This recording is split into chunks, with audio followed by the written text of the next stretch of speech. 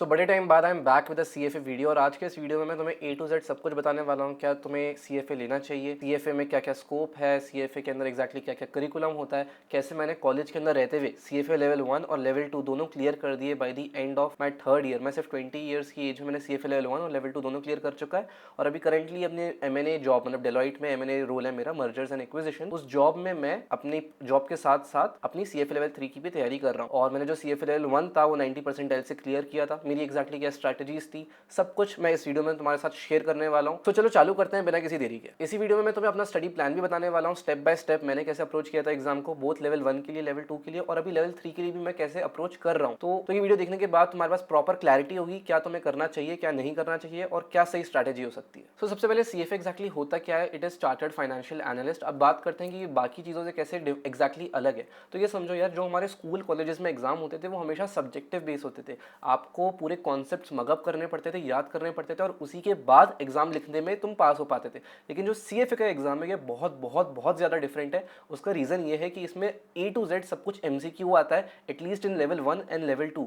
लेकिन डिफरेंस यहाँ पे ये है कि हर चीज अप्लाइड नॉलेज पे होती है। मतलब लगभग 70 से 80% जो पोर्शन होता है वो अप्लाइड होता है। मतलब जो कॉन्सेप्ट है, तुम कॉन्सेप्ट सीख लोगे लेकिन कभी भी ये नहीं पूछा जाएगा कि इस चीज की डेफिनेशन क्या है या फॉर्मूला क्या है। नहीं, हमेशा रियल लाइफ सिनेरियोज में उस कॉन्सेप्ट को इंटीग्रेट करके उसके बेसिस पे क्वेश्चन पूछा जाता है। और इसमें जो MCQ होता है उस MCQ में भी सिर्फ 3 ऑप्शंस होते हैं। तो लोग इसको कई बार बहुत अंडर एस्टिमेट कर देते हैं, उनको लगता है बहुत ईजी होगा, लेकिन बिल्कुल भी ऐसा नहीं होता है। क्योंकि क्या होता है कि वो ऑब्जेक्टिव ऐसे डिजाइन करे जाते हैं कि तुम्हें लगेगा सारे ही ऑप्शन सही हैं। तो इसके लिए तुम्हें बहुत अच्छी प्रैक्टिस चाहिए। तो मगअप करने से बिल्कुल भी काम नहीं चलेगा। तुम सोच रहे हो कि यार आखिर के एक महीने में तुम मगअप कर लोगे और एग्जाम की एक रात पहले पढ़ लोगे और सब क्लियर हो जाएगा, तो ऐसा बिल्कुल भी नहीं होगा। इसके लिए तुम्हें लॉन्ग टर्म प्रैक्टिस चाहिए। कॉन्सेप्ट अगर आता है तो उसको अप्लाई कैसे करना है वो भी समझना पड़ेगा। जैसे हमें स्कूल में और कॉलेज में हमेशा ये सिखा दिया जाता है कि अगर कोई कैश फ्लो स्टेटमेंट है तो उसको एग्जैक्टली पढ़ना कैसे है, लेकिन CFA में उसकी एप्लीकेशन काम आती है। अगर मैं एग्जांपल दूं तो तुम्हें देंगे कि कैश फ्लो स्टेटमेंट पॉजिटिव है, तब भी कंपनी ने मैनिपुलेशन करी है, तो इसके क्या क्या चांसेस हो सकते हैं। तो अब इसमें तुम्हें समझ में आना चाहिए कि कैश फ्लो स्टेटमेंट को एग्जैक्टली मैनिपुलेट कैसे किया जा सकता है। एक और बहुत कॉमन क्वेश्चन जो मेरे पास आता है वो ये है कि लोग कंफ्यूज रहते हैं कि उनको ACCA करना चाहिए कि CFA करना चाहिए। उन दोनों को, लोगों को दोनों के बीच में डिफरेंस नहीं पता होता है। तो मैं तुम्हें बता दूं, CFA में हमारे पास 3 लेवल्स होते हैं और ACCA में हमारे पास 13 लेवल्स होते हैं। लेकिन दोनों को क्लियर करने का, अगर तुम सारे अटेम्प्ट सारे पेपर साथ में दे देते हो या बैक टू बैक दे देते हो, तो दोनों को क्लियर करने में लगभग 2 से 3 साल ही लग जाते हैं। अगर तुम्हें ज्यादा अकाउंट्स में इंटरेस्ट है, अकाउंटिंग में इंटरेस्ट है, देन आई वुड रिकमेंड कि ACCA is something that you can consider. But अगर तुम्हें फाइनेंशियल एनालिसिस, स्टॉक मार्केट में, डेरिवेटिव प्रोडक्ट्स में डील करना, हेज फंड्स में इंटरेस्ट है, कंपनीज को एनालिसिस करना, उनका वैल्यूएशन निकालना, अगर तुम्हें ये सब चीजें एक्साइट करती है, then CFA is for you. Company के इंटरनल मैनेजमेंट वगैरह में इंटरेस्ट है, then I think ACCA is something that you can choose. अगर तुम्हें टैक्स कंसल्टेंट बनना है, कंप्लायंस में, रिस्क में जाना है, then ACCA is something that can be done. And I know as a student choose करना बहुत मुश्किल हो जाता है कि तुम्हें ACCA करना चाहिए कि CFA करना चाहिए कि CMA करना चाहिए और कोई कोर्स करना चाहिए। तो इसके लिए मेरे पास तुम्हारे लिए एक बहुत ही अच्छा ऑफर है, एक फ्री काउंसलिंग सेशन जो तुम्हारे सारे डाउट्स क्लियर कर देगा रिगार्डिंग CFA, ACCA या तुम्हें कुछ भी और डाउट है इसके रिगार्डिंग। और ये प्रोवाइड कर रहे हैं हमारे आज के पार्टनर जेल एजुकेशन, जिन्होंने 1.5 लाख से भी ज्यादा स्टूडेंट्स की मदद करी है CFA, FRM, ACCA और वर्चुअली हर प्रोफेशनल फाइनेंस कोर्स की जर्नी सक्सेसफुली कंप्लीट करने में, और वो भी एंड टू एंड प्लेसमेंट्स के साथ। जहां तक अभी तक 10,000 से ज्यादा स्टूडेंट्स को हायर किया गया है और 1000 hiring partners like HSBC, PwC, EY और इवन तक रिजर्व बैंक ऑफ इंडिया भी हैं। यहाँ पर आप अपने टाइम कमिटमेंट्स के हिसाब से वीक डेज या वीकेंड्स पर अपने हिसाब से पढ़ाई भी कर सकते हो। And the best part is you get to learn directly from the industry experts, जिन लोगों ने क्लासरूम से ज्यादा इंडस्ट्री में काम कर रखा है। प्लस आपको एनालिस्ट प्रेप जैसे प्रोवाइडर्स के नोट भी मिल जाते हैं जो नॉर्मली 20,000 के होते हैं फॉर फ्री। अब जनरली जो CFA की पासिंग रेट होती है वो होती है 40%, लेकिन जेल एजुकेशन के लिए ये सेम रेट 85% तक चली जाती है। और ये सेम ट्रेंड बाकी कोर्सेज के लिए भी अप्लाई होता है। CPA, ACCA, CMA और FRM के लिए भी ट्रू है। सो आपके दिमाग में जितने भी क्वेश्चंस हो, जितनी भी क्वारीज हो, सब क्लियर करवा लेना। फ्री काउंसलिंग सेशन का लिंक मैं नीचे पिंड कमेंट्स और डिस्क्रिप्शन में डाल रहा हूं, उसको फिल कर लेना and their team will contact you for the free counselling session. अब हम आगे बात करते हैं कि CFA कोर्स का करिकुलम एक्जैक्टली क्या होता है। सो देखो, CFA में बेसिकली 10 सब्जेक्ट्स होते हैं और किसी भी सब्जेक्ट को इग्नोर नहीं किया जा सकता। जैसे हम लोग अक्सर क्या करते हैं, कॉलेज के एग्जाम में या स्कूल के एग्जाम में हम जनरली ऐसा करते थे कि एक आध सब्जेक्ट को, एक आध टॉपिक को छोड़ देते हैं ये सोच के कि यार ये एग्जाम में शायद नहीं आएगा।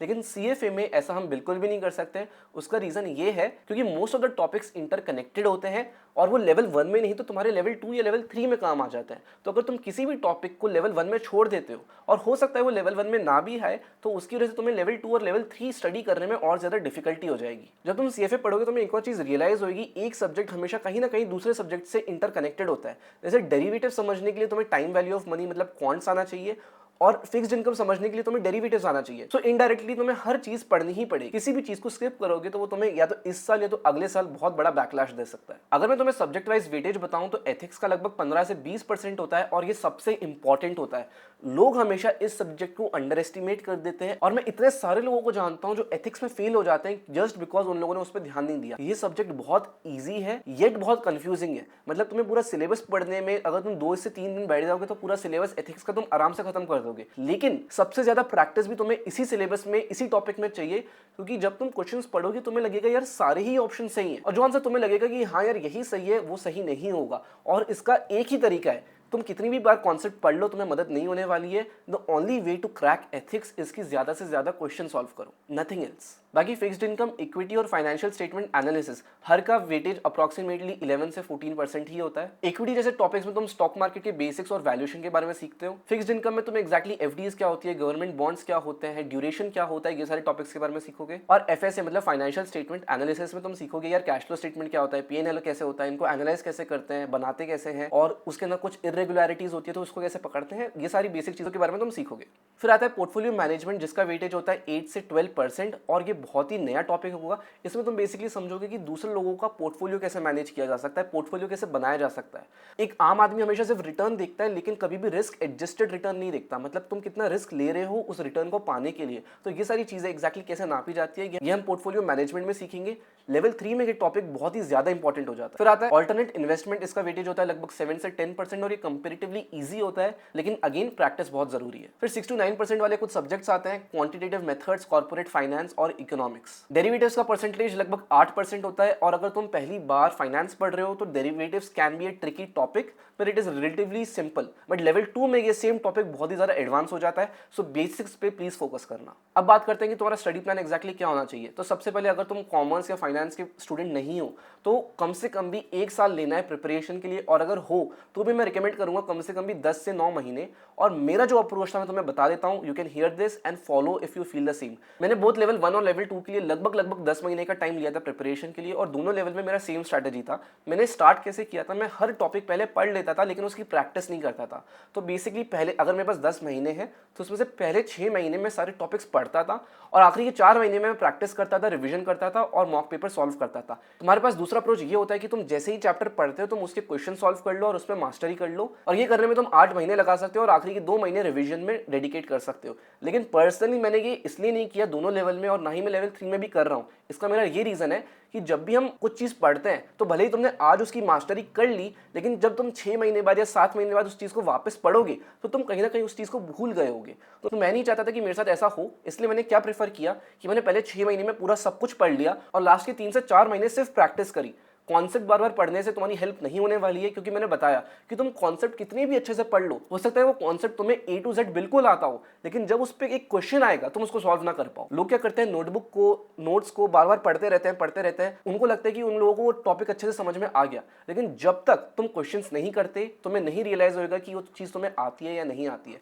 बहुत बार मेरे साथ ऐसा हुआ कि मैंने पूरा चैप्टर पढ़ लिया, मेरे को लगा ये चैप्टर में तो मैं बेस्ट हूँ, मेरे को सब कुछ आता है, लेकिन जब उसी चैप्टर के मैंने क्वेश्चंस खोले आई वाज लाइक यार ये चीज मैंने पढ़ तो रखी है लेकिन यूज कैसे करूं।